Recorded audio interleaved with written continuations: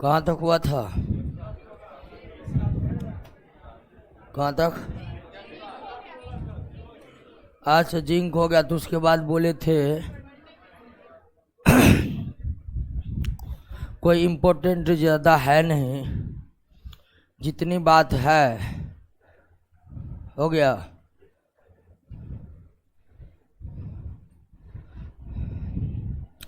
हाँ, तो जिंक के बाद धातु को निकालने के लिए कोई विशेष प्रक्रिया है नहीं कि वो जानना है। तो जिंक के बाद सिल्वर था, सोना था, पारा, शीशा था, इनको पढ़ना था। तो जितनी बात है इन धातुओं के बारे में उतनी ही बात को आप क्लियर कर लीजिए, कोई दिक्कत आपको होगा नहीं। उसके बाद हम अगले पॉइंट पर आते हैं और अगला पॉइंट है एलॉय, यानी कि मिश्र धातु। एलॉय यानी कि मिश्र धातु। इसका फॉन्ट बड़ा कर दो, फॉन्ट। मिश्र धातु को आज समझने का प्रयास करते हैं। तो मिश्र धातु क्या है? तो दो धातु या दो से अधिक धातु, दो धातु या दो से अधिक धातु के समांग मिश्रण को, किस मिश्रण को? समांग मिश्रण को ही हम लोग क्या कहते हैं? मिश्र धातु कहते हैं। धातु के संदर्भ में आप जान चुके हैं कि धातु एलिमेंट है, तत्व है। लेकिन मिश्र धातु जो है ना, वो तत्व नहीं है। मिश्र धातुएं यौगिक भी नहीं है, वे क्या है? मिश्रण है। और मिश्रण में भी कौन मिश्रण है? समांग मिश्रण है। तो मिश्र धातु धातुओं के तरह तत्व नहीं है, इसको हम तत्व कहने का भूल नहीं कर सकते। वैसे नाम में ही मिश्र धातु लगा हुआ है, मिश्र लगा हुआ है, तो ये आया हुआ है मिश्रण से ही दोस्तों। तो मिश्र धातु तत्व नहीं है, यौगिक नहीं है, ये मिश्र धातु मिश्रण है। किस तरह का मिश्रण है? समांग मिश्रण है। किसका समांग मिश्रण है? तो दो या दो से अधिक धातुओं का समांग मिश्रण है। अब देखिए कि नाम तो है मिश्र धातु, हम जान भी गए कि दो या दो से अधिक धातुओं के समांग मिश्रण को हम मिश्र धातु कहते हैं। लेकिन ऐसा नहीं कि मिश्र धातु में अधातु नहीं रहता है। अगर हम एक धातु को ले, एक धातु और एक अधातु को भी मिलाकर, एक धातु एक अधातु को भी मिलाकर अगर हम समांग मिश्रण बना देते हैं, समांग मिश्रण बना देते हैं, तो ये भी क्या कहलाएगा? मिश्र धातु ही कहलाएगा। तो मिश्र धातु के कंपोनेंट केवल धातु ही नहीं होते हैं, बल्कि मिश्र धातु के कंपोनेंट में अधातु भी रह सकता है। कई ऐसे मिश्र धातु है जिसमें धातुओं के साथ कार्बन रहते हैं, फास्फोरस रहते हैं। तो मिश्र धातु में हमेशा अवयव के रूप में धातु नहीं रहते हैं, बल्कि मिश्र धातुओं के अवयव में अधातु भी रह सकते हैं।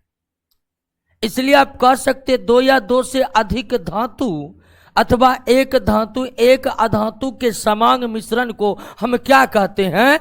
मिश्र धातु कहते हैं। क्या कहते हैं? मिश्र धातु कहते हैं। अब आइए कि मिश्र धातु हम बनाते क्यों हैं? हमारे पास धातु है, हम फिर भी मिश्र धातु क्यों तैयार करते हैं? तो मिश्र धातु तैयार करने का सबसे पहला कारण है कि धातु की उपयोगिता ज्यादा नहीं होती है। धातु की उपयोगिता बहुत कम होती है। धातु की उपयोगिता बहुत कम होती है। तो मिश्र धातु बनाने का पहला कारण यही है कि आपके पास जो धातुएं हैं वे ज्यादा उपयोगी नहीं है। शुद्ध अवस्था में सोना कोई उपयोगी नहीं है, शुद्ध अवस्था में लोहा कोई उपयोगी नहीं है। तो धातुएं जो है वो शुद्ध अवस्था में ज्यादा उपयोगी नहीं होते हैं, इसलिए हम उनकी उपयोगिता बढ़ाने के लिए हम उन्हें मिश्र धातु में परिवर्तित करते। सोना शुद्ध अवस्था में बिल्कुल उपयोगी नहीं है, लेकिन उसमें तांबा मिलाकर अगर हम उन्हें मिश्र धातु में परिवर्तित कर दें तो फिर उनकी उपयोगिता जितनी होती है उतनी किसी धातु की नहीं होती। तो मिश्र धातु इसलिए बनाए जाते हैं क्योंकि धातु की उपयोगिता उतनी नहीं होती है जितनी हमें चाहिए। तो मिश्र धातु बनाने का पहला कारण धातुओं की उपयोगिता को क्या करना है, बढ़ाना है। मिश्र धातु बनाने का पहला कारण है कि धातु की उपयोगिता को हम क्या कर रहे हैं, बढ़ा रहे हैं। अगर नहीं बनाइएगा मिश्र धातु तो शुद्ध अवस्था में धातु आपको उतना उपयोगी नहीं रहेगा, पहला कारण। दूसरा कारण कि धातु क्रियाशील होते हैं, रिएक्टिव होते हैं, धातु क्रियाशील होते हैं, अतः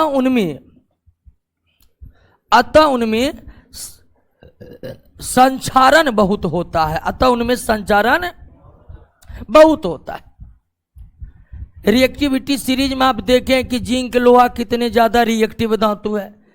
तो धातुएं शुद्ध अवस्था में आप जानते हैं रिएक्टिव होते हैं, हालांकि हाइड्रोजन के जो नीचे हैं कॉपर, पारा, सोना, चांदी वो रिएक्टिव नहीं है, लेकिन हाइड्रोजन के ऊपर जो भी धातु हैं वे रिएक्टिव हैं, क्रियाशील है। और जो धातु क्रियाशील है वो किसी से अभिक्रिया ना करे लेकिन वायुमंडल का ऑक्सीजन से अभिक्रिया तो करेगा ही करेगा। और अगर धातु आपका वायुमंडल के ऑक्सीजन से अभिक्रिया कर लिया तो फिर वो धातु रह पाएगा, नहीं रह पाएगा। लोहा ही ऑक्सीजन से अभिक्रिया करके लोहा ऑक्साइड बना लेगा। तो धातुएं जो हैं वे शुद्ध अवस्था में क्रियाशील होते हैं। क्रियाशील होने के कारण उनमें संचारण की संभावना रहती है, क्योंकि वे क्रियाशील है, वे वातावरण के ऑक्सीजन से, वातावरण के नमी से लगातार अभिक्रिया करके संचारित होते रहते हैं, मतलब खराब होते जाते हैं। लेकिन वही धातु को आप मिश्र धातु में बदल दीजिए, धातु को आप मिश्र धातु में बदल दीजिए, मिश्र धातु की क्रियाशीलता बहुत घट जाती है।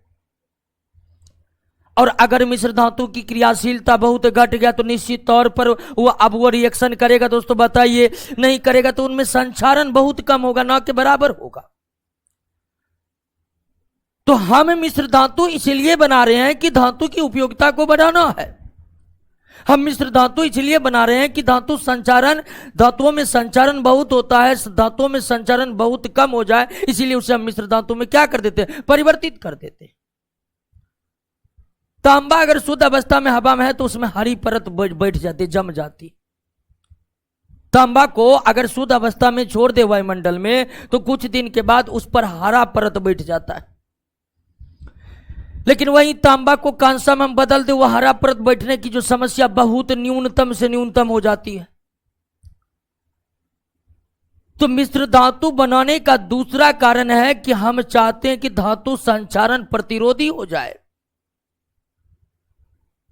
और मिश्र धातुएं बहुत कम संचारण बहुत अधिक संचारण प्रतिरोधी होता है, उसमें लोहे की तरह कहीं का जंग लगने की संभावना न के बराबर होता है।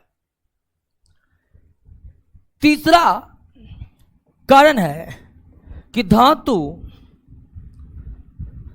की कठोरता और मजबूती कम होती है। धातु की कठोरता और मजबूती क्या होती है, कम होती है। आप जानते हैं धातु आघातवर्ती और तन्य होते हैं। आघातवर्त और तन्य होने के कारण उसकी मजबूती कम हो जाती है। बहुत ज्यादा बल लगाने पर जो है धातु फैलने लगते हैं, खींचने पर वो तार के रूप में क्या हो जाते हैं, परिवर्तित हो जाते हैं। तो धातुओं में आघात वर्तनीयता और तन्यता बहुत होने के कारण उसकी कठोरता और मजबूती क्या होती है, कम होती है। उनकी कठोरता और मजबूती क्या होती है, कम होती है। जबकि अगर हम धातु को मिश्र धातु में बदल दे तो उसकी कठोरता और मजबूती बहुत ज्यादा बढ़ जाती है। आप तांबा को मिश्र धातु में बदल दीजिए, पीतल में बदल दीजिए, पीतल कई गुना ज्यादा मजबूत हो जाते हैं, तांबा कई गुना ज्यादा मजबूत हो जाते हैं। तो दो या दो से अधिक धातुएं के समांग मिश्रण को हम क्या कहते हैं? मिश्र धातु कहते हैं। क्या मिश्र धातु के अवयव में अधातु भी हो सकते हैं? क्या बिल्कुल हो सकते हैं। मिश्र धातु के अवयव अधातु भी हो सकता है। इसका फॉन्ट बड़ा न कर दो जी, और बड़ा करो। मिश्र धातु का अवयव अधातु भी हो सकते हैं, लेकिन कोई भी अवयव रहे हमेशा वो क्या रहेगा? समांग मिश्रण रहेगा। क्या रहेगा? समांग मिश्रण। मिश्र धातु क्यों बनाई जाती है? तो मिश्र धातु बनाने के तीन प्रमुख कारण है। मिश्र धातु जब हम बनाते हैं तो इससे धातु की उपयोगिता में क्या होती है? बढ़ोतरी हो जाती है।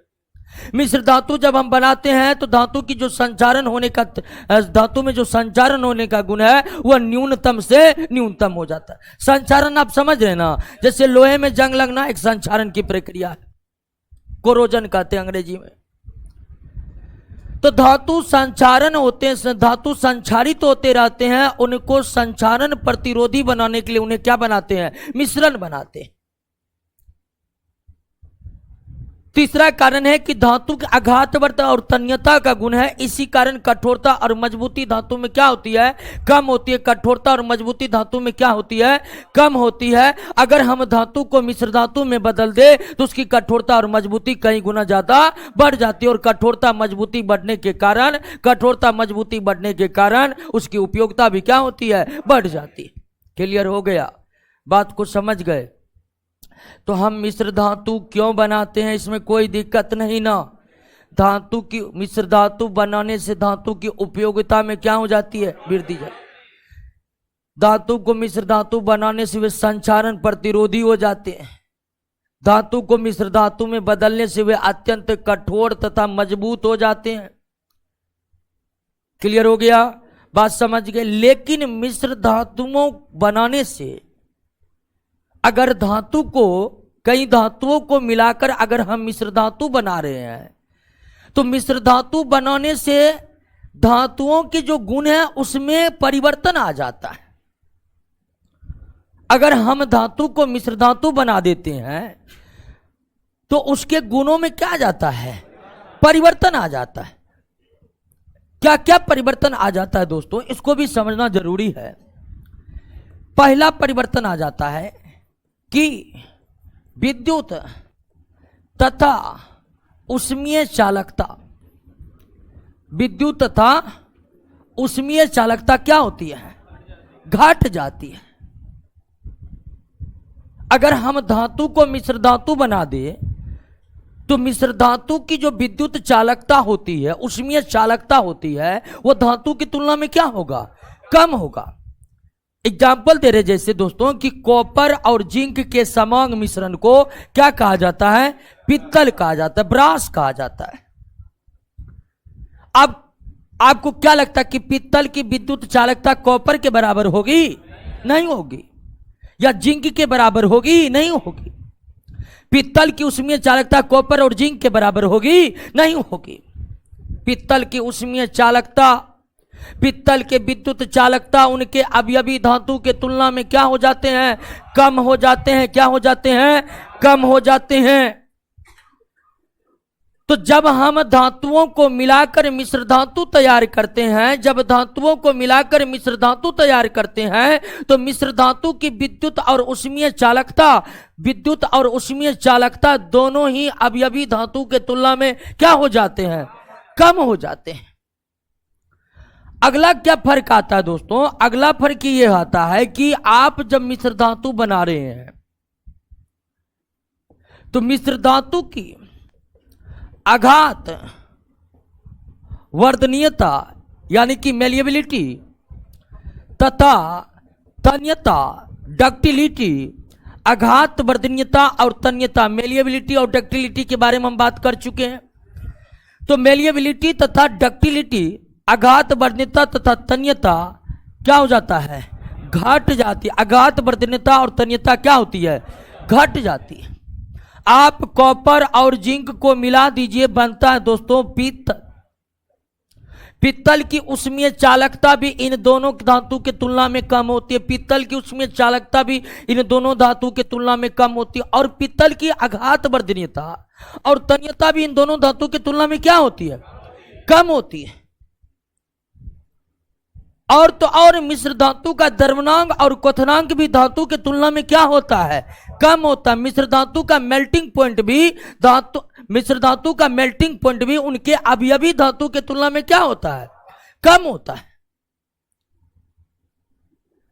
तो जब धातु को मिश्र धातुओं में परिवर्तित करते हैं, जब धातुओं को मिश्र धातुओं में परिवर्तित करते हैं, तो धातुओं को मिश्र धातुओं में परिवर्तित करने के लिए, धातुओं को मिश्र धातु में परिवर्तित करने पर मिश्र धातु की विद्युत और उसमें चालकता अवयवी धातु के तुलना में क्या हो जाता है, कम हो जाता है। मिश्र धातु की आघात वर्धनीयता और तन्यता अवयवी धातु के तुलना में क्या हो जाते हैं, कम हो जाते हैं। मिश्र धातु की क्रियाशीलता भी अवयवी धातु के तुलना में क्या हो जाता है, कम हो जाता है। मिश्र धातु का मेल्टिंग पॉइंट यानी कि द्रवणांक, बॉइलिंग पॉइंट यानी क्वथनांक भी अवयवी धातु के तुलना में क्या हो जाते हैं, कम हो जाते हैं।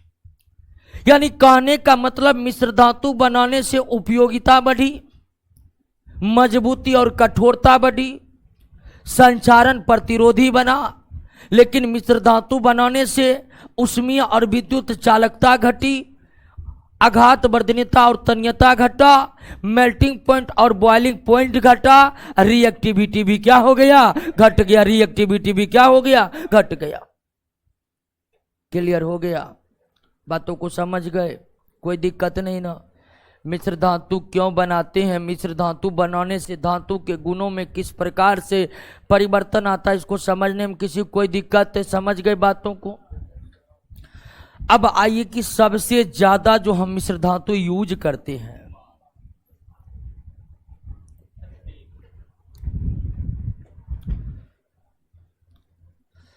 सबसे ज्यादा जो मिश्र धातु हम यूज करते हैं वो है आपका क्या, स्टील, इस्पात कहते हैं, हिंदी में इसे फौलाद भी कहते हैं, पर्यायवाची शब्द है फौलाद, इस्पात का पर्यायवाची है। इस्पात, पिछले क्लास में जब हम लोहा के बारे में पढ़ रहे थे,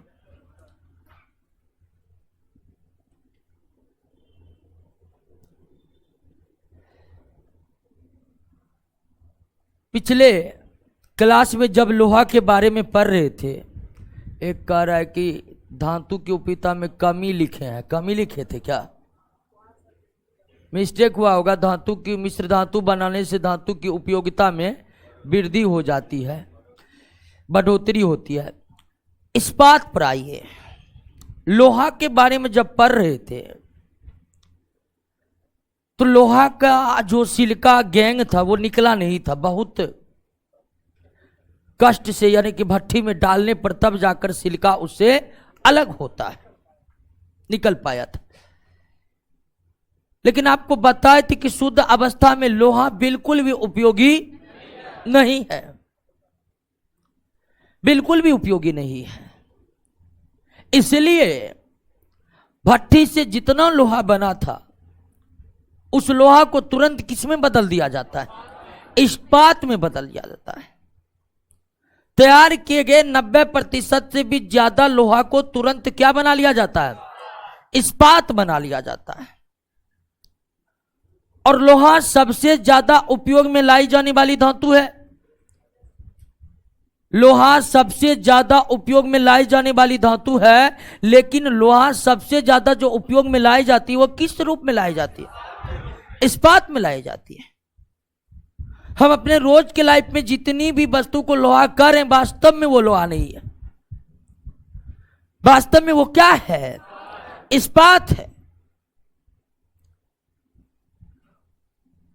तो अर्थव्यवस्था में, पूरे वैश्विक अर्थव्यवस्था में जितना लोहा का उत्पादन होता है, जितना लोहा का उत्पादन होता है, उनका 90% से अधिक लोहे को तुरंत किसमें बदल लिया जाता है, इस्पात में बदल लिया जाता है। अब इस्पात किसका मिश्र धातु है, तो इस्पात है लोहा तथा कार्बन का मिश्र धातु है, लोहा तथा कार्बन का मिश्र धातु है। कार्बन अधातु है, यानी इस्पात एक धातु और एक अधातु का मिश्रण है। तो इस्पात लोहा और कार्बन का मिश्र धातु है। इस्पात में लोहा और कार्बन मिलाया जाता है और एक इस्पात की गुणवत्ता इसी कार्बन के मात्रा के आधार पर तय होता है। इस्पात की गुणवत्ता कार्बन के मात्रा के आधार पर ही क्या होता है? तय होता है। मतलब कि इस्पात में कार्बन की जो मात्रा होती है 0.1 से लेकर के 1.5% तक होती है। आप इससे पहले पढ़े थे कि ढलवा लोहा यानी कि कास्ट आयरन, ढलवा लोहा यानी कि कास्ट आयरन में, ढलवा लोहा यानी कास्ट आयरन में कार्बन की मात्रा 2.5 से कितना 4%। रफ्ट आयरन में यानी कि पिटवा लोहा में कार्बन की मात्रा 0.12 से लेकर 0.25% तक, यानी कि 0.1 से लेकर 0.2 सबसे कम। तो पिटवा लोहा और ढलवा लोहा में कार्बन की मात्रा, रफ्ट और कास्ट आयरन में कार्बन की मात्रा कितनी होती है? तो आपको याद ही हो गया होगा। तो इस्पात में कार्बन की मात्रा 0.1 से लेकर के 1.5 तक रहता है। यानी आप कह सकते हैं कि इस्पात में कार्बन की मात्रा पिटवा लोहा से तो अधिक होती है लेकिन ढलवा लोहा से कम होती है। इस्पात में कार्बन की मात्रा पिटवा लोहा से अधिक होता है लेकिन ढलवा लोहा से कम होता है। इस्पात में कार्बन की मात्रा 0.1 से लेकर 1.5 तक होता है। अब इसी कार्बन की मात्रा के आधार पर इस्पात की गुणवत्ता तय होती है। और इस्पात की गुणवत्ता कार्बन के मात्रा के आधार पर कैसे तय होती है? तो इस्पात को आप 2 श्रेणियों में बांट सकते हैं। एक तो सॉफ्ट स्टील यानी कि मृदु इस्पात, और दूसरा हार्ड स्टील यानी कि कठोर इस्पात। यानी कि इस्पात को आप कितने श्रेणी में बांट सकते हैं? 2 श्रेणी में। मृदु इस्पात और कठोर इस्पात, सॉफ्ट स्टील, हार्ड स्टील। और एक इस्पात में हम कार्बन की मात्रा को जितना बढ़ाते जाएंगे उतना ही उसकी मजबूती क्या होते जाएगी? बढ़ते जाएगी। क्या होते जाएगी? बढ़ते जाएगी। सॉफ्ट स्टील में, हार्ड स्टील में 0.1 से लेकर 0.4% होता है और हार्ड स्टील में 0.5 से 1% होता है। क्लियर हो गया? बात समझ गए? यानी कि जितनी अधिक कार्बन की मात्रा को इस्पात में मिलाते जाएंगे, इस्पात की कठोरता क्या होते जाएगी? बढ़ते जाएगी। जितनी अधिक कार्बन की मात्रा बढ़ते जाएगा, इस्पात की कठोरता क्या होते जाएगी?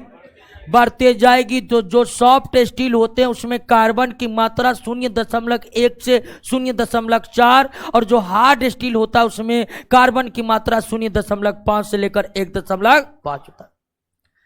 अब किसमें कितना परसेंट वो आप घर पर याद करिएगा। लेकिन जो बात आपको जाननी चाहिए कि ज्यों-ज्यों हम कार्बन की मात्रा को बढ़ाते जाएंगे, इस्पात की कठोरता क्या होते जाएगी? बढ़ते जाएगी। इस्पात की कठोरता क्या होते जाएगी?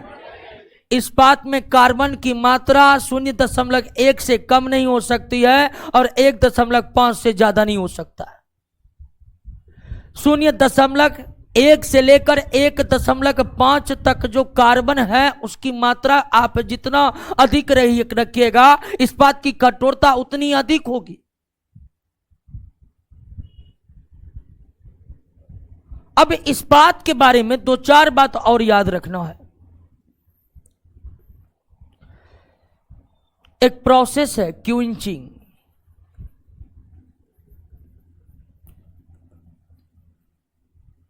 कौन सा प्रोसेस? समन प्रक्रिया। इसे क्या कहते हैं? क्विंचिंग। क्विंचिंग क्या है? और इस्पात से जुड़ा ही प्रक्रिया है समन प्रक्रिया। इस्पात से जुड़ा हुआ प्रक्रिया है। यह समन प्रक्रिया क्या है? तो समन प्रक्रिया में क्या होता है कि इस्पात को, और कौन इस्पात को? कठोर इस्पात को, कठोर इस्पात को और ज्यादा कठोर बनाने के लिए प्रयोग में लाया जाता क्या? समन प्रक्रिया, क्विंचिंग प्रोसेस। तो क्विंचिंग प्रोसेस, समन प्रक्रिया क्या है? तो समन प्रक्रिया या क्विंचिंग प्रोसेस एक ऐसा प्रोसेस है जिससे कठोर इस्पात की कठोरता को और क्या किया जाता है? बढ़ाया जाता है। कठोर इस्पात की कठोरता को और ज्यादा बढ़ाने के लिए उसे किस प्रक्रिया से गुजारना पड़ता है? समन प्रक्रिया से। और समन प्रक्रिया में क्या होता है? समन प्रक्रिया में दोस्तों कठोर इस्पात को आप गर्म कर दीजिए 1123 केल्विन तक। कठोर इस्पात को 1123 केल्विन 273 घटा लीजिएगा तो डिग्री सेल्सियस निकल जाएगा।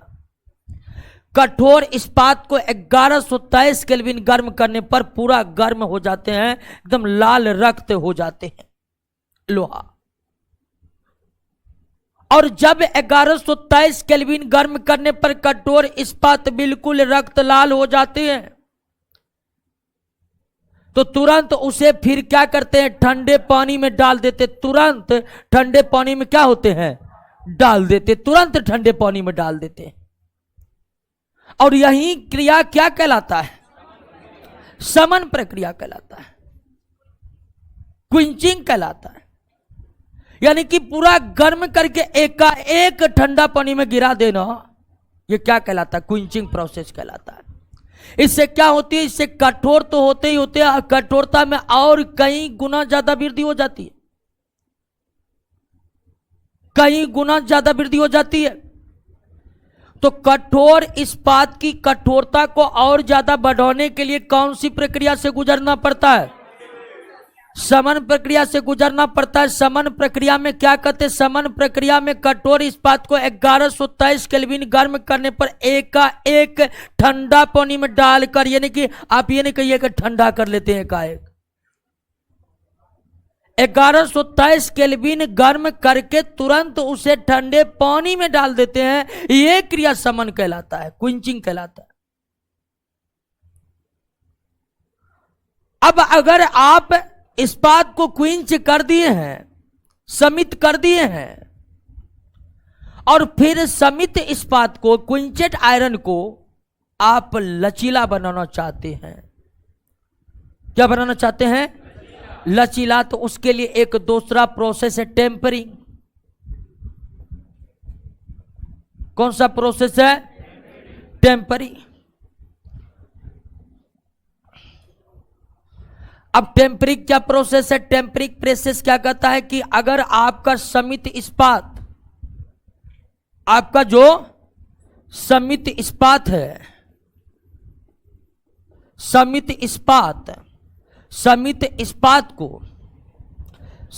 इस्पात को गर्म कर एकदम रक्त लाल गर्म करके धीरे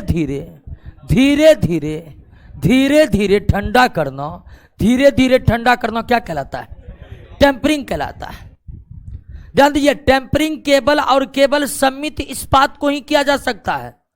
किसी भी इस्पात को हम टेम्परिंग प्रोसेस से गुजार, तो जब आप इस्पात को सम्मित किए तो कठोर इस्पात की कठोरता और कई गुना ज्यादा बढ़ गई। अब जो उतनी कठोरता वाला इस्पात है, अगर उसकी लचीलापन, फ्लेक्सिबिलिटी खत्म हो गई है, तो लचीलापन लाने के लिए उसे किससे गुजारना पड़ता है? टेम्परिंग से गुजारना पड़ता है। समित इस्पात को रक्त लाल गर्म करके धीरे धीरे ठंडा करना क्या कहलाता है? टेम्परिंग कहलाता है। समित इस्पात को रक्त लाल गर्म करके, समित इस्पात को रक्त लाल गर्म करके धीरे धीरे ठंडा करना ही क्या कहलाता है? टेम्परिंग कहलाता है। धीरे धीरे ठंडा करना क्या कहलाता है? टेम्परिंग कहलाता है। और टेम्परिंग में आप इच्छा के अनुसार लचीलापन ला सकते हैं, समित इस्पात में इच्छा के अनुसार। क्लियर हो गया? बात समझ गए? कोई दिक्कत नहीं ना? अब एक और प्रोसेस है, एक और प्रोसेस है अनिलिंग।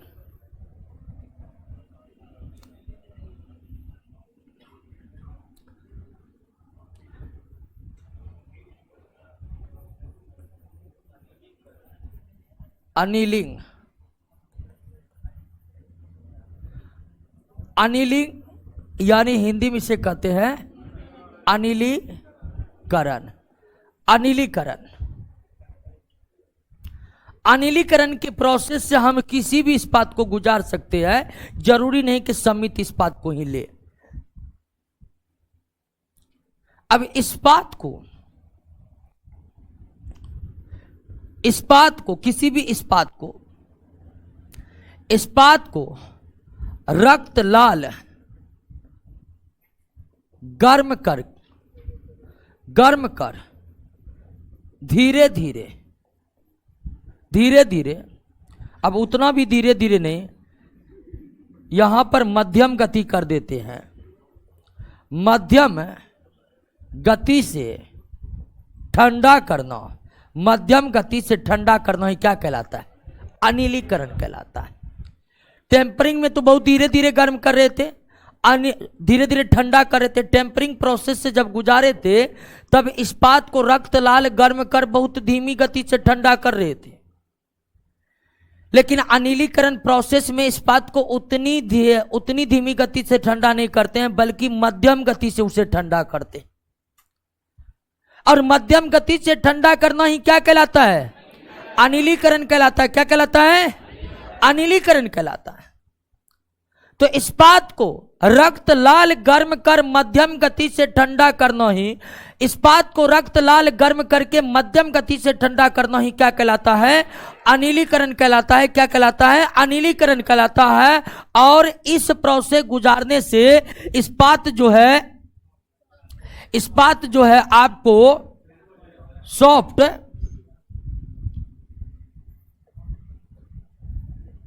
सॉफ्ट यानी कि मृदु तथा कम भंगुर हो जाता है। मृदु तथा भंगुरता उसकी खत्म हो जाती है।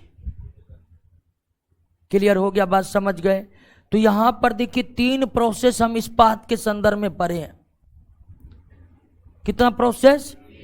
3 प्रोसेस। एक प्रोसेस पर है क्विंचिंग यानी कि समन प्रक्रिया। दूसरा है टेम्परिंग, इसको हिंदी में भी टेम्परिंग ही कहते हैं। और दूसरा अनिलीकरण या अंग्रेजी में अनिलिंग। समन प्रक्रिया इस्पात को कठोर बनाने के लिए, बहुत ज्यादा कठोर बनाने के लिए। टेम्परिंग कठोर इस्पात में मन के अनुसार, इच्छा के अनुसार फ्लेक्सिबिलिटी लाने के लिए, लचीलापन लाने के लिए। इस्पात को कम भंगुर बनाने के लिए, सॉफ्ट बनाने के लिए कौन? अनिलीकरण। कठोर इस्पात को 1123 केल्विन गर्म कर अचानक ठंडे पानी में डालना क्या कहलाता है? समन कहलाता है। इस प्रक्रिया में कठोर इस्पात की कठोरता और भी कई गुना ज्यादा बढ़ जाती है। कठोर इस्पात में इच्छा के अनुरूप लचीलापन लाने के लिए कठोर इस्पात यानी कि सम्मित इस्पात को किससे गुजारते हैं?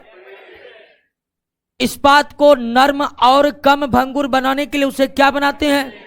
अनिलीकरण से गुजारते हैं। गर्म कर धीरे धीरे ठंडा, टेम्परिंग गर्म कर मध्यम गति से ठंडा। कोई दिक्कत है? समझ गए? अब इस्पात बनाने की क्या विधि है, इसका चर्चा हम लोहे के पास कर दिए थे ना। कई बातों की चर्चा किए थे, लेकिन सबसे पुरानी विधि जो थी वो बेसेमर विधि, लिंज डोनाविच विधि, सीमेंस मार्टिन विधि, कई विधि का जिक्र किए थे कि नहीं? तो इस्पात किस विधि से बनाए जाते हैं उसका जिक्र हम कर चुके हैं, वो फिर से करने की जरूरत नहीं है। लेकिन सबसे ज्यादा इस्पात ढलवा लोहा से ही बनाए जाते हैं। पिटवा लोहा से भी इस्पात बनाने की विधि थी सीमेंस मार्टिन विधि। लेकिन सीमेंट मानचिन विधि से हम पिटवा लोहा से इस्पात नहीं बनाते हैं। अधिकांश 90 से 95% इस्पात को किससे बनाया जाता है? ढलवा लोहा से। ढलवा लोहा में कार्बन की मात्रा 2.5 से 4% रहती है, तो पहले ढलवा लोहा का सारा कार्बन निकाल लिया जाता है और फिर उसमें इच्छा के अनुसार कार्बन मिलाकर इस्पात के बदला जाता है। समझे कि नहीं समझे? तो अधिकांश इस्पात जो बनते हैं दोस्तों वो ढलवा लोहा से बनते हैं, कास्ट आयरन से बनता है। अधिकांश इस्पात जो बनता है वो ढलवा लोहा से बनता है, वो कास्ट आयरन से बनता है, और कास्ट आयरन में कार्बन की मात्रा 2.5 से 4% होती है, 2.5 से 4% होती है। तो इस्पात बनाने के लिए कैसे बनाते हैं उसको भी आप जान लें। इस्पात बनाने के लिए पहले ढलवा लोहा का सारा कार्बन निकाला जाता है, सारा, और सारा कार्बन निकाल कर फिर उसके बाद उसमें कार्बन मिलाया जाता है। तो ऐसा नहीं कि ढलवा लोहा से इस्पात बनाने के लिए नहीं कि इसमें कार्बन की मात्रा को घटाया जाता है, ऐसा बिल्कुल नहीं किया जाता है।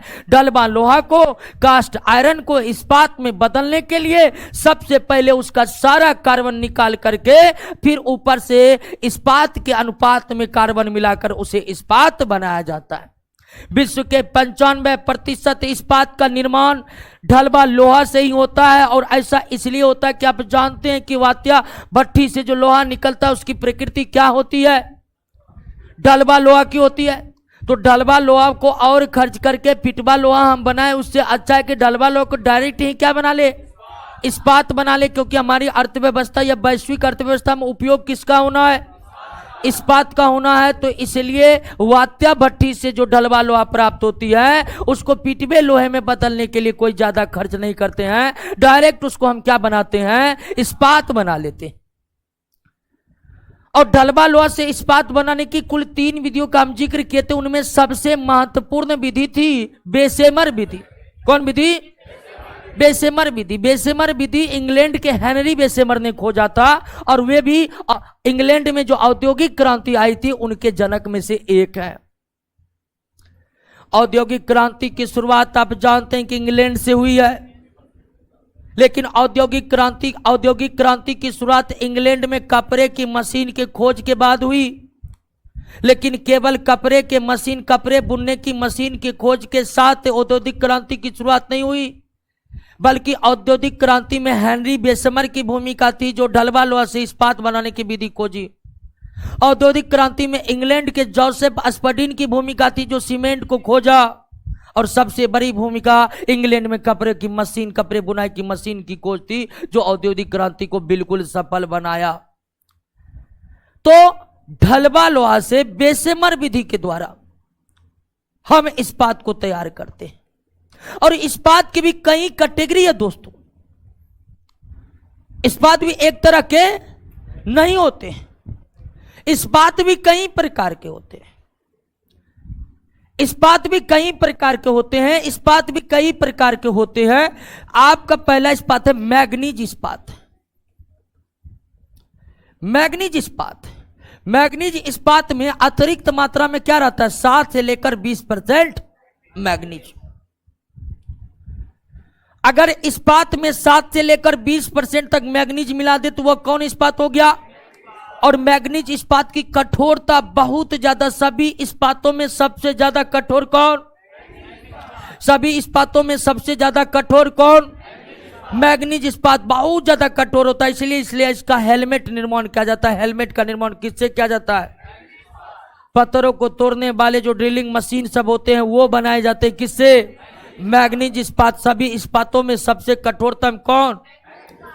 दूसरा होता है निकेल तथा क्रोमियम इस्पात। निकेल तथा क्रोमियम इस्पात, इसमें लगभग 18% निकेल क्रोमियम मिलाया जाता है। कितना? 18% निकेल क्रोमियम मिलाया जाता है। और इस तरह जो निकेल क्रोमियम इस्पात बनते हैं उससे वायुयान, रेलगाड़ी के पुर्जे, वायुयान के पुर्जे, जो मोटर बाइक होते हैं उनके पुर्जे, तो मशीन सब में जो स्टील लगे हुए देखते हैं, मशीनों की जो स्टील होती है वह किस इस्पात की बनी होती है? निकेल तथा क्रोमियम इस्पात की बनी होती है। निकेल तथा क्रोमियम इस्पात की बनी होती है। और निकेल क्रोमियम इस्पात की भी दो कैटेगरी है। निकेल क्रोमियम इस्पात की भी कितनी कैटेगरी है?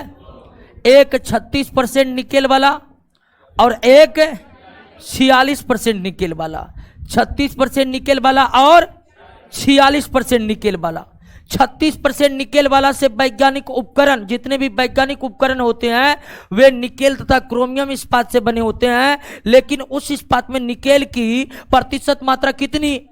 36। रेडियो वॉल्व, यानी कि वॉल्व सबके निर्माण में जितने भी इलेक्ट्रॉनिक उपकरण है उसमें वॉल्व लगते हैं। नाम सुने होंगे आप वॉल्व का। वो वॉल्व भी निकेल और क्रोमियम इस्पात के बनते हैं। लेकिन वॉल्व बनाने के लिए निकेल और क्रोमियम इस्पात में निकेल की प्रतिशत मात्रा 46% होनी चाहिए।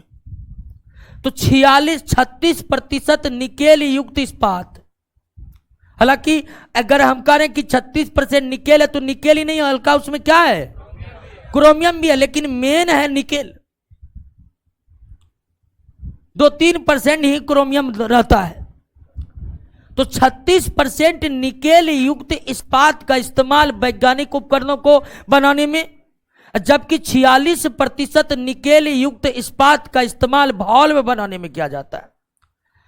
36% निकेल युक्त इस्पात का इस्तेमाल क्या बनाने में किया जाता है? वैज्ञानिक उपकरण। 36% वैज्ञानिक उपकरण। वॉल्व बनाने के लिए कितना? 46%। एकदम घर्षण प्रतिरोधी होता है यह इस्पात। घर्षण प्रतिरोधी होती है यह इस्पात।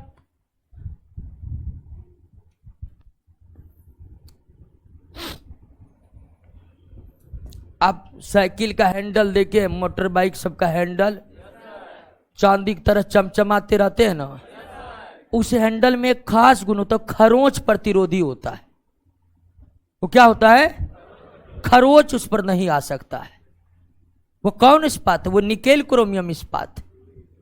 और उसके ऊपर में जो व्हाइट व्हाइट देख रहे हो वो क्रोमियम है।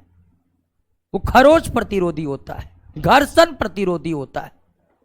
तो निकेल और क्रोमियम इस्पात जिसमें 18% निकेल क्रोमियम मिलाकर होते हैं, 18% निकेल क्रोमियम युक्त इस्पात का इस्तेमाल सबसे ज्यादा वायुयान हो गया, मोटर बाइक हो गया, रेलगाड़ी हो गए, इन सबके पुर्जे कल पुर्जे बनाने में किए जाते हैं। और उसके बाद दो कैटेगरी आपको बता दिए।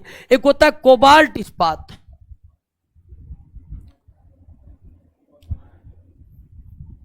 कौन इस्पात? कोबाल्ट इस्पात, सिलिका इस्पात, टंगस्टन वेनेडियम इस्पात, जंगरोधी इस्पात। इस्पात की कई कैटेगरियां हैं, उसको पढ़िए, हम बताने की जरूरत नहीं, आप पढ़कर खुद समझ सकते हैं कि क्या इसमें मिला हुआ है अतिरिक्त तरह से और क्या इनकी उपयोगिता है। कोबाल्ट इस्पात में 35% कोबाल्ट होते हैं और उससे अस्थायी चुंबक बनाए जाते हैं।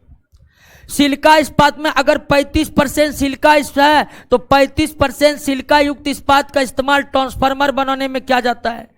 15% सिलिका युक्त इस्पात जो है अम्ल प्रतिरोधी है, यानी कि अम्ल का असर उस इस्पात पर होता नहीं है। तो अम्ल ढोने वाले टैंकर, अम्ल ढोने वाले बर्तन बनाने के लिए हम सिलिका इस्पात का इस्तेमाल करते हैं। अम्ल जो है वह धातुओं से बहुत ज्यादा अभिक्रिया करता है, इसीलिए आप देखे होंगे कि एसिड को कांच के बोतल में ही पैक किया जाता है। लेकिन कांच के अलावे हम एसिड को सिलिका इस्पात के बर्तन में भी रख सकते हैं। अगर स्टील में इस्पात में 15% सिलिका है, सिलिका मतलब सिलिकॉन डाई ऑक्साइड, अगर इस्पात में 15% सिलिका है दोस्तों, तो 15% सिलिका युक्त इस्पात जो है, 15% सिलिका युक्त इस्पात जो है वो अम्ल प्रतिरोधी होते हैं। क्लियर हो गया? अब तो हमको लगता है मिश्र धातु का जो मेन कॉन्सेप्ट वो आप समझ ही गए हैं। बाकी अब मिश्र धातु को आप याद ही करिएगा, जैसे पीतल है, कॉपर और जिंक का मिश्र धातु है, अत्यंत कठोर अत्यंत मजबूत होते हैं। कांसा है, तांबा और टीन का मिश्र धातु है, अत्यंत कठोर अत्यंत मजबूत, संचारण प्रतिरोधी होते हैं। डुरेलुमीन है, मैग्नीशियम है, एल्निको है, सोल्डर है, कुछ मिश्र धातु है तो उसको आप याद करते रहिएगा। क्या तो मिश्र धातुओं के कॉन्सेप्ट को समझिए। हाँ, क्यों बनाते हैं, अब बनाकर क्या होता है, कोई दिक्कत नहीं ना। सबसे प्रमुख इस्पात, सबसे प्रमुख मिश्र धातु है इस्पात। उसके बाद तो बहुत कम पीतल, कांसा दूसरा नंबर पर आता है। यानी इस्पात के बाद सबसे उपयोगी मिश्र धातु है पीतल और कांसा, पीतल और उसके बाद है डुरेलुमीन मैग्नीशियम, डुरेलुमीन मैग्नीशियम। डुरेलुमीन में एल्युमिनियम और कॉपर होता है, डुरेलुमीन में एल्युमिनियम और कॉपर होता है। प्रेशर कुकर बनाने में उसका इस्तेमाल होता है, ठीक है ना। जो उच्च क्वालिटी के प्रेशर कुकर होते हैं, उच्च क्वालिटी के प्रेशर कुकर होते हैं, वो डुरेलुमीन के ही बने होते हैं, ठीक है ना। डुरेलुमीन, और डुरेलुमीन में बहुत मजबूती होती है, बहुत ज्यादा मजबूती और उतना ही हल्कापन, मजबूती के साथ साथ हल्कापन। और अत्यंत मजबूत अत्यंत हल्का मैग्नीशियम होता है। पर ये मैग्नीशियम, एल्युमिनियम और मैग्नीशियम अत्यंत हल्का और अत्यंत मजबूत। तराजू जो बनाए जाते हैं, तराजू, ठीक है ना, दंड तुला जिसको कहते हैं, वो मैग्नीशियम के बनाए जाते हैं। क्लियर हो गया क्या? हाँ, स्टेनलेस स्टील क्रोमियम में इस्पात को कहा जाता है।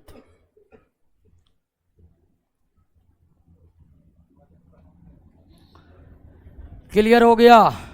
तो एक दो बार पढ़िएगा, मिश्र धातु याद हो जाएगा। और कुछ मिश्र धातु का कवरेज यहां नहीं है तो वो प्रश्नों में आपको मिल जाएगा, ठीक है ना।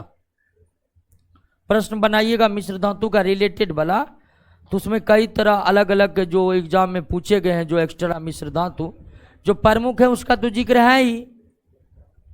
जैसे गन मेटल है, बेल मेटल है, ये सब कभी कभार पूछ देता, तो उसका सारा कवरेज आपके प्रश्नों में है, उसको बनाइएगा, आपको कोई दिक्कत अब मिश्र धातु के सवाल पर हो नहीं सकता, इसका पूरा गारंटी है दोस्तों। क्या वह माइक के वॉइस कम आ रहा है? वॉइस कम आ रहा है तो साउंड बढ़ा लीजिए। अच्छा, आवाज क्रैक कर रहा, क्या आवाज सुन रहे हैं जी? आप जो है एयरफोन लगा कर बैठिए, आवाज सही आ रहा है कैसे पता चलेगा?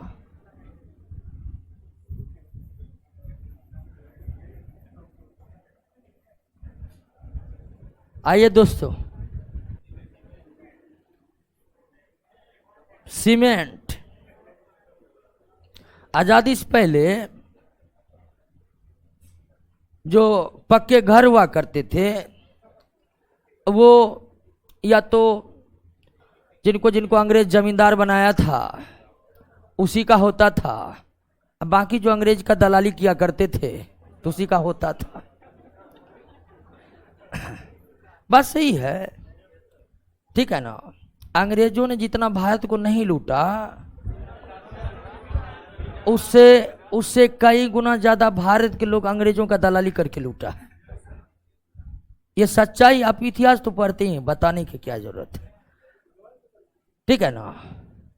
कई कई जमींदार तो अंग्रेजों से ज्यादा पावरफुल हो गए, सही है। जमींदार इतना लूटा कोई कोई कि उधर से जो गवर्नर जनरल बनकर आते थे उसके जमींदार का के सर झुकाना चाहते थे, ऐसी ऐसी इतना लूट मचा हुआ था। तो खैर, हम बात कर रहे हैं सीमेंट की। आप कहिएगा कि काहे चल गए आज़ादी पर, तो इसलिए चल गए कि ये बताने की तो जरूरत है नहीं कि सीमेंट भूरे रंग का एक पदार्थ है जो जल के साथ मिश्रित होकर ईंटों को जोड़ने का काम करता है, या जल के साथ मिश्रित जब यह होता है तो कुछ ही समय में अत्यंत कठोर हो जाता है, अत्यंत कठोर। और आजादी से पहले भारत में सीमेंट की उपलब्धता थी नहीं।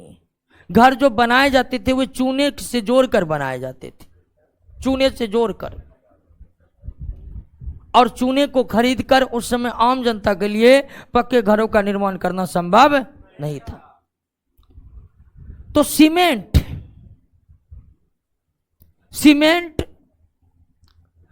जो देश ही नहीं विश्व के औद्योगिक क्रांति के एक प्रमुख अग्रदूत की भूमिका निभाए हैं। आप कल्पना कीजिए कि सीमेंट नहीं रहेगा तो फिर क्या करिएगा इस्पात लेकर के, या क्या करिएगा लोहा लेकर के। बहुत ज्यादा उपयोगिता है। अगर हम धातुओं के रूप में ये बोल रहे हैं कि लोहे की बहुत ज्यादा उपयोगिता है, इतनी कि हम इन्हें अर्थव्यवस्था के रीढ़ कहते हैं, तो रीढ़ में जो मांसपेशियां हैं ना, उसका काम कौन करता है? सीमेंट करता है। और अगर मानव के रीढ़ के मांसपेशियां खींचकर निकाल लेना तो फिर रीढ़ वो भी कोई काम का नहीं रहेगा। दोस्तों, हम आपको ये बताने की कोशिश करें कि सीमेंट की उपयोगिता बहुत ज्यादा है। निश्चित तौर पर सीमेंट लोहे की भूमिका नहीं निभा सकता है, लेकिन आप सिर्फ लोहे से भी अर्थव्यवस्था को चलायमान नहीं रख सकते हैं। आपको अर्थव्यवस्था को गति प्रदान करने के लिए लोहे के साथ साथ सीमेंट भी चाहिए। दोस्तों, देश के जो 8 कोर सेक्टर इंडस्ट्रीज होता है ना, 8 कोर सेक्टर इंडस्ट्री, जिसमें कोयला इंडस्ट्री आता है, स्टील इंडस्ट्री आ जाता है, इलेक्ट्रिसिटी इंडस्ट्रीज आ जाता है, उस कोर सेक्टर इंडस्ट्री में भी जुड़ा हुआ है कौन? सीमेंट। क्लियर बात समझ गए कि नहीं? तो सीमेंट जो एक भूरे रंग का पदार्थ है, और आशा करते हैं कि सब देखे होंगे सीमेंट को, जिसमें जल के साथ मिश्रित हो जाने पर कुछ ही समय में जमकर अत्यंत कठोर बन जाने का गुण होता है। और इसकी क्या उपयोगिता है ये भी बताने की हमको नहीं लगता कि जरूरत है। और इस बेहतरीन चीज को सबसे पहले खोजा जोसेफ एस्पडीन ने। किसने खोजा? जोसेफ एस्पडीन, जो कि इंग्लैंड के या ब्रिटेन के निवासी थे। जोसेफ एस्पडीन। और जोसेफ एस्पडीन ने जो सीमेंट को खोजा था उसका नाम रखा था क्या? पोर्टलैंड सीमेंट रखा था। क्या रखा था? पोर्टलैंड सीमेंट रखा था। जोसेफ एस्पडीन ने जिस सीमेंट को खोजा था उसका नाम उन्होंने क्या रखा था? पोर्टलैंड सीमेंट रखा था। पोर्टलैंड सीमेंट इसलिए रखा था कि इंग्लैंड में एक खास जगह है क्या? पोर्टलैंड। तो जोसेफ एस्पडीन ने जब सीमेंट बनाया ना, जोसेफ एस्पडीन ने जब सीमेंट बनाया तो यह सीमेंट इंग्लैंड या ब्रिटेन के पोर्टलैंड के जगह पर मिलने वाले चूना पत्थर के समान दिखते थे। यानी इंग्लैंड में एक पोर्टलैंड जगह है और उस जगह पर कैल्शियम कार्बोनेट बहुत ज्यादा उपलब्ध थे। तो जोसेफ एस्पडीन ने जो सीमेंट बनाया ना, वह सीमेंट ब्रिटेन के पोर्टलैंड में मिलने वाले कैल्शियम कार्बोनेट के समान ही थे, इसलिए उन्होंने इसका नाम क्या रख दिया? Portland cement. तो सीमेंट का खोज ब्रिटेन निवासी जोसेफ एस्पडीन ने किया था और इन्होंने उसका नाम पोर्टलैंड सीमेंट रखा। और धीरे धीरे धीरे पोर्टलैंड सीमेंट बदलते गया और आज जिस सीमेंट का हम यूज कर रहे हैं वो पोर्टलैंड सीमेंट का ही संशोधित किस्म है। वो क्या है? संशोधित किस्म है। जैसे मोबाइल पहली बार लॉन्च होता है, फिर उसके बाद तुरंत बदलते रहता है कि नहीं? बदलते रहता है। पहले प्रो आता, फिर मैक्स आता, फिर मैक्स प्लस आता, फिर प्रो प्लस, ऐसे करके संशोधित होकर आते रहता है कि नहीं? आते रहता है। हमको लगता है कि कहीं कंपनी तो साल भर नहीं टिकने देता है, साल भर से पहले बदल डालता है। तो जिस तरह से आप मोबाइल का एग्जाम्पल दिए हैं कि पोर्टलैंड सीमेंट बना, वो संशोधित होता गया और वर्तमान में जो हम सीमेंट यूज करते हैं वो जोसेफ एस्पडीन के पोर्टलैंड सीमेंट के तो तरह नहीं है, लेकिन उसी के सीमेंट के संशोधित किस्म है। कई तरह के संशोधन के उपरांत आज सीमेंट एक अलग स्वरूप में ही है दोस्तों। अब इस सीमेंट जो आज वर्तमान में उपयोग हो रहा है, अगर उस सीमेंट के कंपोजिशन को देखें, उस सीमेंट के कंपोजिशन को देखें तो उसमें रहता है कैल्शियम ऑक्साइड 60 से 70%, दूसरा स्थान पर रहता है सिलिका 20 से 25%, तीसरा स्थान पर रहता है एल्युमिनियम ऑक्साइड 5 से 10%, अगला फेरिक ऑक्साइड यानी कि 2 से 3%। तो वर्तमान में इस्तेमाल किया जाने वाला सीमेंट पोर्टलैंड सीमेंट का ही संशोधित किस्म है।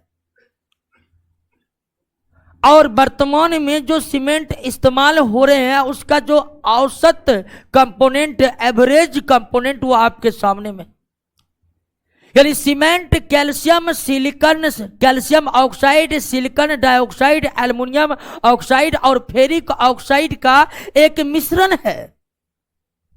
कंफ्यूजन ना हो इसलिए हम आपको बता देते कि सीमेंट भी एक प्रकार का क्या है, यानी ये भी तत्व यौगिक नहीं बल्कि सीमेंट कई यौगिकों का क्या है, मिश्रण है।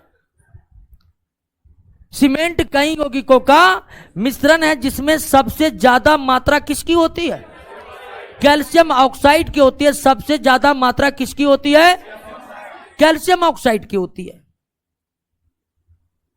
और सबसे कम मात्रा लॉ ऑक्साइड की होती है, सबसे कम मात्रा लॉ ऑक्साइड की होती है। अब इस सीमेंट को बनाया कैसे जाते हैं, तो सीमेंट बनाने के लिए 2 कच्चा पदार्थ चाहिए। एक आपका चूना पत्थर, चूना पत्थर को आप खड़िया भी कह सकते हैं यानी कि कैल्शियम कार्बोनेट कहिए।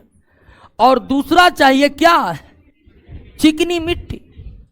सीमेंट बनाने के लिए कितने कच्चे पदार्थ की आवश्यकता है, 2 कच्चे पदार्थ की आवश्यकता है। 2 कच्चे पदार्थ की आवश्यकता है, कौन कौन जी, कैल्शियम कार्बोनेट और चिकनी, यानी चूना पत्थर और चिकनी, चूना पत्थर और चिकनी मिट्टी।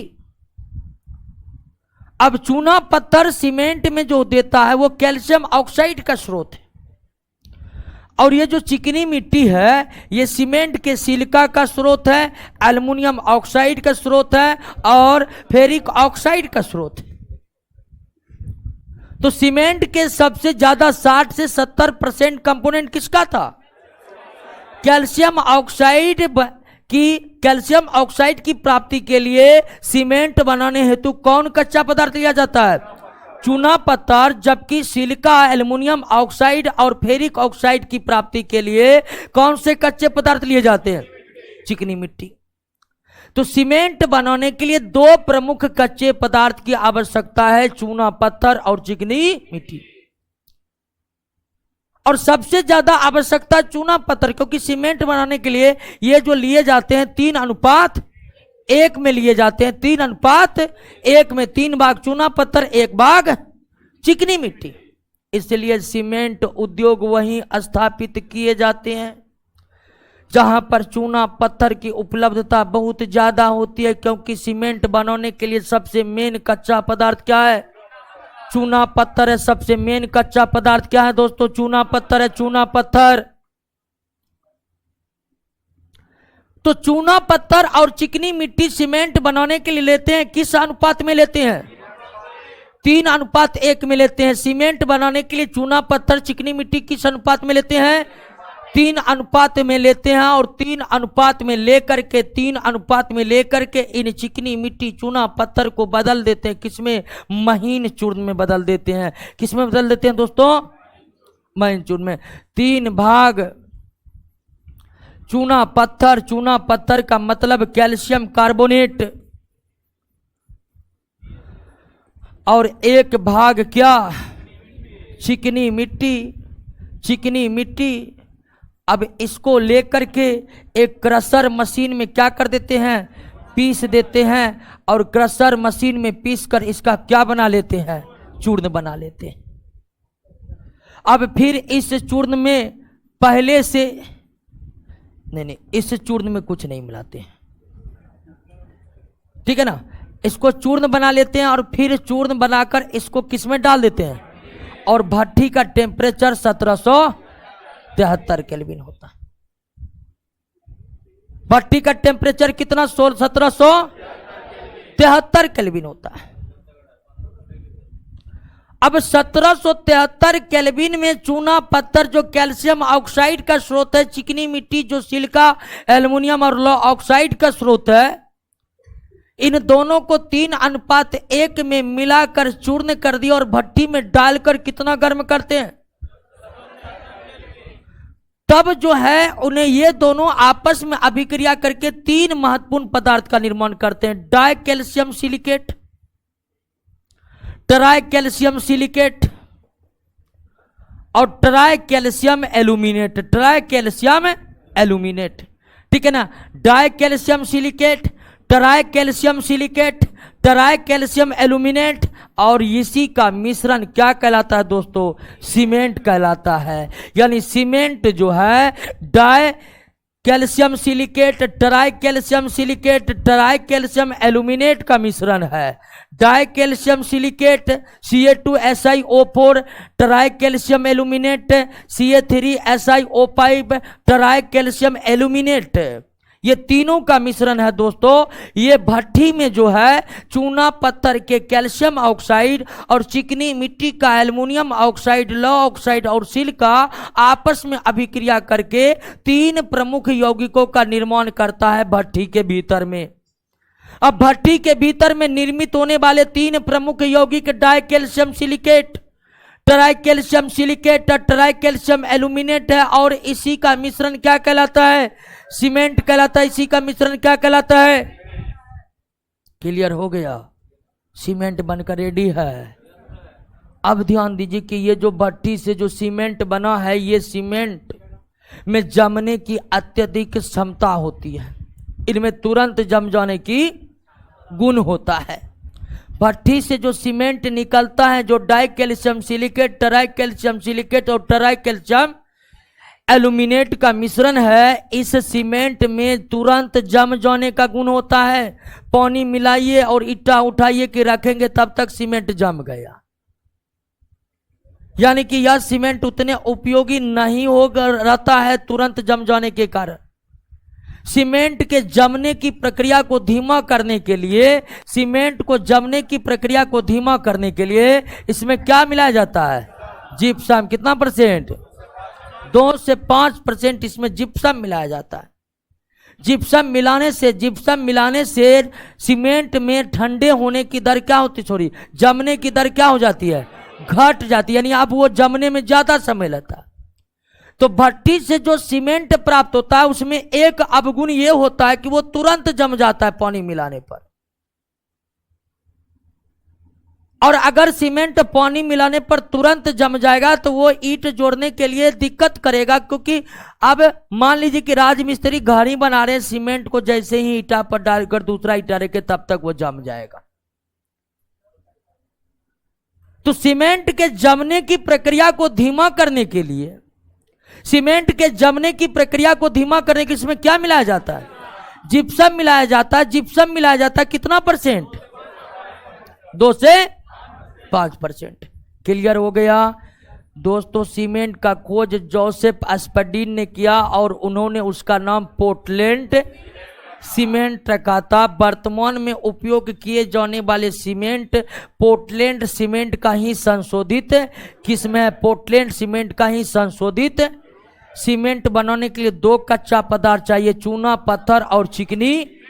3:1 में इसको 3:1 में भट्टी में ले जाकर कितना गर्म करते हैं, 1773, तब 3 यौगिक बनता है। यानी कि सीमेंट इन्हीं तीनों यौगिकों का मिश्रण है, इन्हीं तीनों यौगिकों का मिश्रण है। और जिप्सम क्यों मिलाया जाता है आप समझिए। अब सीमेंट के भिन्न भिन्न रूप, पहला रूप है मोर्टार। मोर्टार सीमेंट प्लस बालू के मिश्रण को क्या कहते हैं, मोर्टार। ईंट जोड़ने के लिए, प्लास्टर करने के लिए सीमेंट बालू के मिश्रण तैयार किए जाते हैं। तो सीमेंट बालू के मिश्रण को क्या कहते हैं दोस्तों? मोर्टार कहते हैं। सीमेंट बालू के मिश्रण को क्या कहते हैं? मोर्टार कहते हैं। सीमेंट बालू के मिश्रण को क्या कहते हैं? दूसरा कंक्रीट।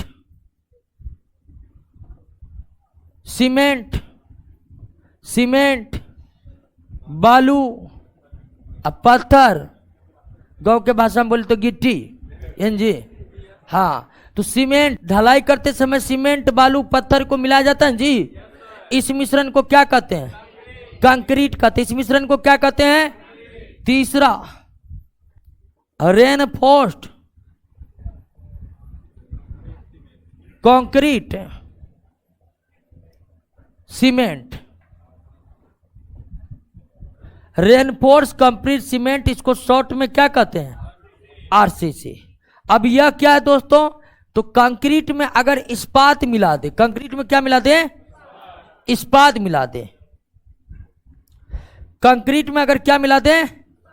यानी कि सीमेंट प्लस बालू प्लस पत्थर प्लस इस्पात की छड़, इस्पात की, इस मिश्रण को क्या कहते हैं?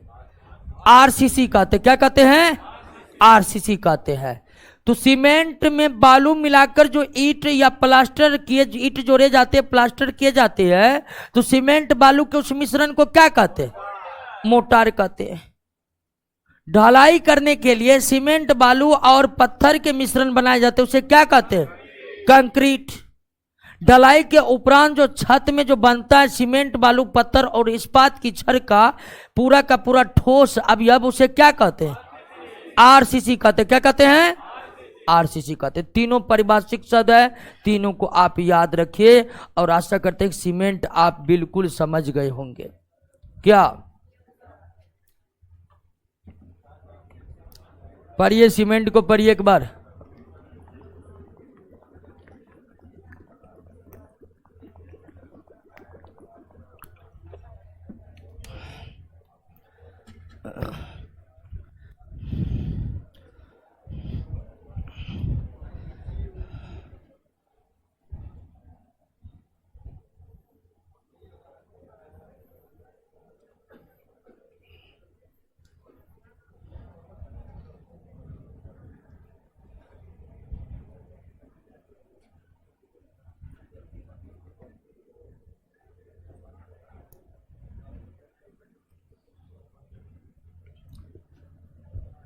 जो जो नोट्स नहीं डाला है एक बार फुल नोट्स डाल दीजिए।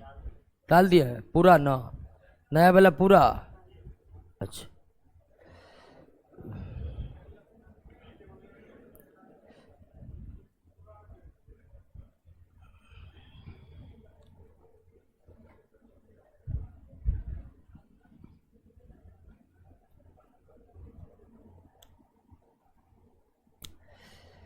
केमिस्ट्री का पूरा नोट अवेलेबल है। अब कोई चेंजिंग वेंजिंग नहीं होगा।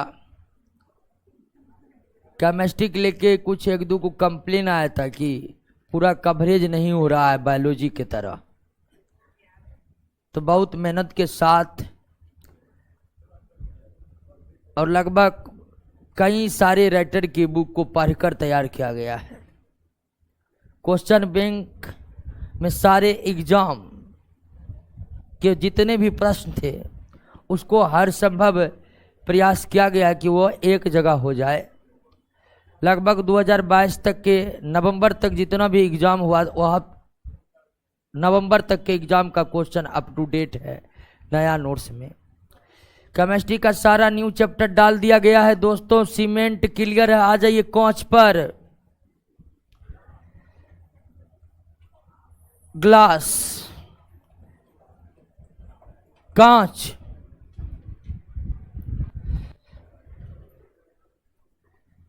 क्या हुआ? कांच में भड़क गए हैं, देख रहे हैं।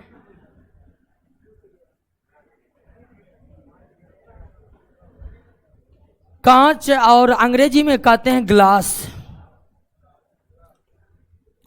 और हम लोगों के दैनिक जीवनों में बड़े ही दो गजब की भ्रम पैदा हो जाती है।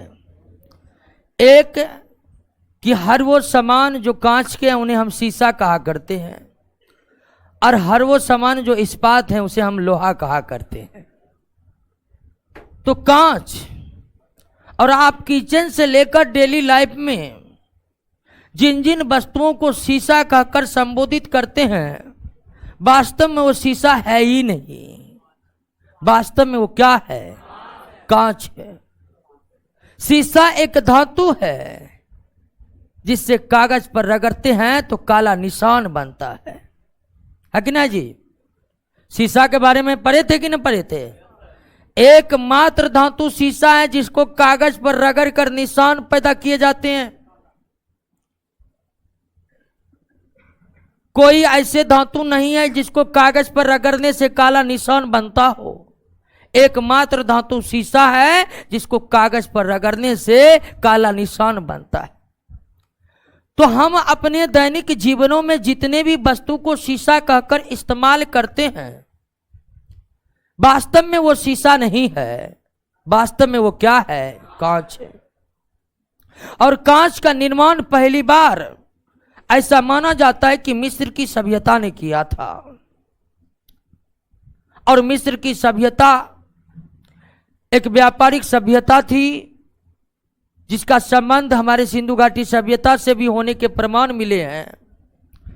तो माना जाता है कि मिस्र की सभ्यता ने ही पहली बार कांच बनाया होगा। हालांकि इनके कोई प्रमाणिक साक्ष्य नहीं है जिस आधार पर यह कहा जाए कि कांच उन्हीं ने ही बनाया, लेकिन कई साक्ष्य ऐसे हैं जो इस ओर इंगित कर रहे हैं कि यही सभ्यता पहली बार कांच को बनाया होगा।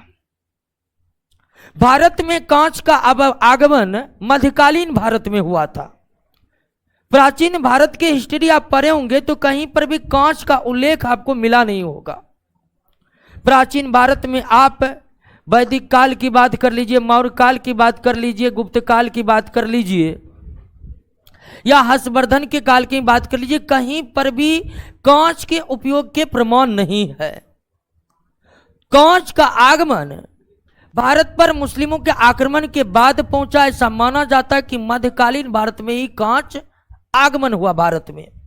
और वर्तमान में तो कांच का कई सारे उद्योग जगह भारत में बने हुए, खासकर बेंगलुरु, कोलकाता, बिहार में भी, पटना में व्यापक पैमाने पर कांच उद्योग लगे हुए हैं। और फिरोजाबाद का तो नाम आप जानते होंगे। फिरोजाबाद भारत में ही नहीं बल्कि पूरे एशिया में और पूरे यूरोप में कांच की चूड़ियां बनाने के लिए विख्यात है। तो कांच की बहुत ज्यादा उपयोगिता है। अब ये कांच क्या है? तो सीमेंट और मिश्र धातु के तरह कांच भी मिश्रण ही है, यानी तत्व यौगिक कांच भी नहीं है, कांच भी मिश्रण है। लेकिन कांच के मिश्रण होने के बावजूद भी इसको एक सामान्य सूत्र के द्वारा प्रदर्शित किया जाता है। और वे सामान्य सूत्र हैं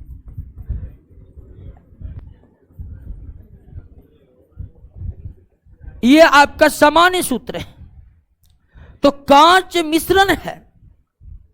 कांच क्या है? मिश्रण है, लेकिन इसे एक सामान्य सूत्र के द्वारा प्रदर्शित किया जाता है और वो सामान्य सूत्र आपका आगे में। लेकिन समान सूत्र होने के कारण आप इसे यौगिक समझने का कभी भूल मत कीजिएगा। कांच मिश्रण है, कांच मिश्रण है। अब इस कांच को तैयार करने के लिए 2-3 कच्चे पदार्थ की आवश्यकता है। पहला सोडियम कार्बोनेट, दूसरा कैल्शियम कार्बोनेट, तीसरा रेत या बालू, जो रासायनिक रूप से क्या है? सिलिकॉन डाइऑक्साइड या सिलिकॉन डाइऑक्साइड को हम सिलिका ही पढ़ते हैं। तो कांच बनाने के लिए किन किन कच्चे पदार्थों की आवश्यकता है? 3 कच्चे पदार्थों की आवश्यकता है। सोडियम कार्बोनेट, कैल्शियम कार्बोनेट और silica. Sodium carbonate, calcium carbonate और सिलिका, रेत या बालू। अब कांच बनाने के लिए इन तीनों को आपस में मिलाकर चूर्ण बना लेते हैं और फिर चूर्ण में निर्मित, अर्ध निर्मित कांच के टुकड़े डाल देते हैं। क्यों डाल देते हैं? कि ताकि ये कम ताप पर ही क्या हो जाए, गल जाए। और इस मिश्रण को क्या कहा जाता है? बैच कहा जाता है। कांच बनाने के लिए सोडियम कार्बोनेट, कैल्शियम कार्बोनेट और सिलिका या बालू के जो मिश्रण तैयार होते हैं, उस मिश्रण को क्या करते हैं? बैच कहते हैं। उस मिश्रण को क्या कहते हैं? बैच कहते हैं। बात्या भट्टी में भी डाले थे, लोहा में चूना पत्थर कोक मिलाकर। उस मिश्रण को चार्ज बोले थे। उस मिश्रण को क्या बोले थे? चार्ज बोले थे। इस मिश्रण को क्या बोल रहे हैं? बैच बोल रहे हैं। और इसमें यानी कि ये जो कैल्शियम कार्बोनेट, सोडियम कार्बोनेट और सिलिका के जो चूर्ण बनते हैं, इसमें अर्ध निर्मित कांच के टुकड़े इसलिए बनाते हैं कि ये कम ताप पर ही क्या होने लगे? पिघलने लगे। क्या होने लगे? पिघलने लगे। लगता है पूरा नहा सुना के पूजा पाठ कर लिया, खा भी लिए, पूरा पूरा सो रहे हैं। हाँ, आइए ध्यान दीजिए, ध्यान दीजिए, ध्यान दीजिए।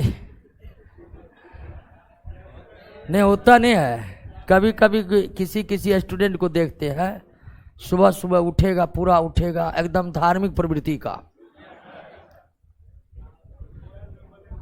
हाँ, उसके बाद वो भूल जाएगा किताब, उसके बाद केवल ईश्वर याद आ रहा है। और उसके बाद जल फूल डाला, गया ईश्वर, अब किधर नहीं पता है। कुकर चढ़ले, खींचा, खाया पिया। अब सुबह जम के खाइएगा, नींद तो आएगा ही आएगा। आइए दोस्तों, समझते हैं। सीमेंट का मिश्रण तैयार हुआ, उस मिश्रण को क्या बोलते हैं? बैच बोलते हैं। क्या बोलते हैं? और बैच में पहले से तैयार अर्ध निर्मित कांच के टुकड़े को डालें। अर्ध निर्मित कांच के टुकड़े, अर्ध निर्मित कांच के टुकड़े को क्यों डाले हैं? तो आपका बैच हो गया तैयार। बैच हो गया तैयार। बैच में क्या क्या है? सोडियम कार्बोनेट है, कैल्शियम कार्बोनेट है और सिलिका है और अर्ध निर्मित कांच के। और चल गया भट्टी में, और भट्टी में गर्म होगा 1673, सीमेंट होगा 1773, कांच होगा 1673। तो भट्टी में जैसे ही 1673 या गर्म होता है, इन यौगिकों में आपस में क्या शुरू हो जाता है? रिएक्शन। इन यौगिकों में आपस में क्या शुरू हो जाता है? रिएक्शन। अब भट्टी के अंतर्गत कौन कौन रिएक्शन होता है? तो सबसे पहले रिएक्शन होता है सोडियम कार्बोनेट का, सोडियम कार्बोनेट का सिलिका से। और सोडियम कार्बोनेट का सिलिका से रिएक्शन पन होने पर बनता है सोडियम सिलिकेट, सोडियम सिलिकेट और कार्बन डाई ऑक्साइड। और दूसरा रिएक्शन कैल्शियम कार्बोनेट का होता है, किससे? सिलिका से। और कैल्शियम कार्बोनेट का होता बनता है कैल्शियम सिलिकेट, कैल्शियम सिलिकेट और कार्बन डाई ऑक्साइड। अब भट्टी के चिमनी से कार्बन डाइऑक्साइड गैस क्या हो जाता है? बाहर निकल जाता है। भट्टी के चिमनी से कार्बन डाइऑक्साइड क्या होता है? बाहर निकल जाता है। और भट्टी में द्रव अवस्था में, लिक्विड अवस्था में क्या बच जाता है? सोडियम सिलिकेट और कैल्शियम। भट्टी के अंतर्गत दो महत्वपूर्ण अभिक्रियाएं होती है। भट्टी कांच के भट्टी के अंतर्गत अंदर 1673 केल्विन पर दो महत्वपूर्ण रासायनिक अभिक्रियाएं होती है। सोडियम कार्बोनेट बालू के साथ रिएक्शन कर सोडियम सिलिकेट और कार्बन डाइऑक्साइड बनाता है। कैल्शियम कार्बोनेट बालू के साथ रिएक्शन करके कैल्शियम सिलिकेट और कार्बन डाइऑक्साइड बनाता है। यानी कांच निर्माण में कौन सी गैस बनती है? और ये जितना भी कार्बन डाइऑक्साइड गैस बनता है, ये भट्टी के चिमनी से होकर बाहर निकल जाता है। और कार्बन डाइऑक्साइड गैस को स्टोर करना है तो स्टोर भी किया जाता है, क्योंकि कार्बन डाइऑक्साइड की उपयोगिता सोडा वाटर, आप जितना भी पेप्सी कोला ठंडा पीते हैं, उसको बनाने में कार्बन डाइऑक्साइड की भारी मांग होती है। इसीलिए ठंडा कंपनी प्रायः वहां बैठाए जाते हैं जहां कांच का उद्योग हो, क्योंकि वहां से उसको कार्बन डाइऑक्साइड गैस की सप्लाई बड़ी आसानी से हो सकती है। तो कांच की भट्ठी से कार्बन डाइऑक्साइड के चिमनी से सारा निकल जाता है, तो भट्ठी में बचता है सोडियम सिलिकेट और कैल्शियम। ये दोनों एकदम द्रव अवस्था में होता है, और फिर इसी द्रव को निकाल कर सांचे में क्या कर लिया जाता है, डाल लिया जाता, तुरंत सांचे में डाल लिया जाता है। कप बनाना है कप बना लीजिए, ग्लास बनाना है ग्लास बना लीजिए, जो मन बनाना है तुरंत इस लिक्विड अवस्था में ही उसको क्या करिए, शेप दे दीजिए। लिक्विड अवस्था में उसे क्या करिए, शेप दे दीजिए, फिर उसे क्या कर लीजिए, ठंडा कर लीजिए। और ठंडा करने में बड़ी सावधानी, अगर तुरंत ठंडा कर लिएगा कांच भंगुर हो जाएगा, धीरे धीरे ठंडा करिएगा कांच अपारदर्शी हो जाएगा, पारदर्शी नहीं रहेगा। इसीलिए मध्यम गति से ठंडा करना पड़ता है, कांच को क्या करना पड़ता है, क्योंकि तेजी से ठंडा करेंगे कांच भंगुर हो जाएगा, धीमी धीमी ठंडा करेंगे कांच अपारदर्शी होगा। इसलिए कांच को तुरंत, ये जो सोडियम सिलिकेट और कैल्शियम सिलिकेट है, इसके मिश्रण को तुरंत सांचों में ढाल लिया जाता है। ये नहीं ठंडा करके कांच का बर्तन बनाया जाता, नहीं, लिक्विड अवस्था में ही बर्तन बना दिया जाता है, और फिर उसे मध्यम गति से ठंडा किया जाता है। और मध्यम गति से ठंडा करना अनिलिंग कहलाता ही, हम आपको बता चुके। कांच बनकर क्या है, क्या हुआ, कांच बनकर आपका रेडी है। लेकिन कांच भी कई प्रकार के होते हैं, सारे प्रकार को आप लोग पढ़ लीजिएगा, उसमें कोई दिक्कत नहीं होगा आपको। क्या सबसे साधारण ये जो कांच है ना, ये सबसे साधारण कांच है। अभी जो कांच तैयार हुआ एकदम निम्न कोटि का कांच, इससे बस चाय दुकान का कप बनेगा खाली, क्या। इसके बाद कांच में कई और एक्स्ट्रा मटेरियल मिलाकर भांति भांति के कांच बनाए जाते हैं। जितने प्रकार के कांच है सबका लिस्ट दिया हुआ है। क्लियर है दोस्तों, कोई दिक्कत नहीं ना। अब इस चैप्टर पर कुछ प्रश्नों पर हम चर्चा कर दिए थे, क्या प्रश्न में तो दिक्कत नहीं हुआ होगा, एक दो प्रश्न में दिक्कत हुआ होगा, तो आंसर दे देंगे, चल जाएगा ना।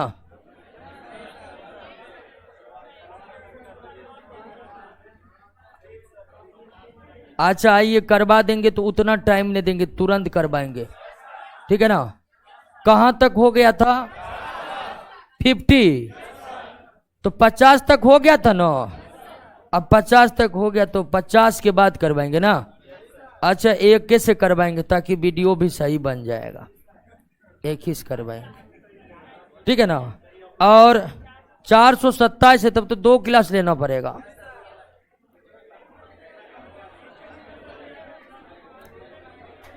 ना ना उतना स्पीड से हमको पढ़ा नहीं, 470 हमको बकते बकते हालत खराब हो जाए। 2 क्लास में होगा क्वेश्चन, तो बहुत इंपॉर्टेंट चैप्टर है। और 10वां पीरियोडिक टेबल मिल गया ना सबको, नहीं मिला तो मिलेगा, हर दुकान पर दे दिए है, जहां जहां पर बिकता है हर जगह दे दिए। तो फिर इस चैप्टर के बाद पीरियोडिक टेबल का क्वेश्चन भी कर लेंगे, ठीक है ना। ठीक है, मिलिए अगले क्लास में। अगला क्लास में क्वेश्चन होगा, और 2 क्लास में इसका क्वेश्चन होगा, फिर 1 क्लास पीरियोडिक टेबल। आप लोग न्यू पीरियोडिक टेबल ले लीजिएगा और पढ़कर रेडी रहिएगा। फिर से पीरियोडिक टेबल हम पढ़ा दिए हैं, एक बार पुनः वीडियो देख करके रिवाइज कर लीजिएगा, ताकि प्रश्न बनाते समय ज्यादा हमें एक्सप्लेन न करना पड़े। ओके, मिलिए अगले क्लास में।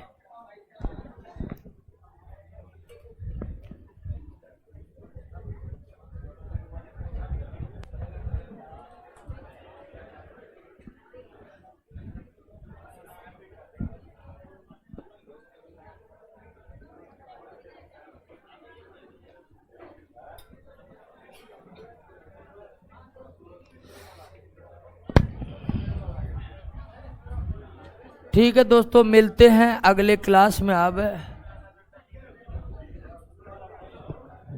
कांच का प्रकार बंद कर दिए क्या, बंद हो गया, चल रहा है क्लास, चलिए। कांच का प्रकार, मंजीत कुमार पांडे, कांच का प्रकार पढ़िए, दिया हुआ है, कुछ कुछ खुद से भी पढ़ लिया कीजिए।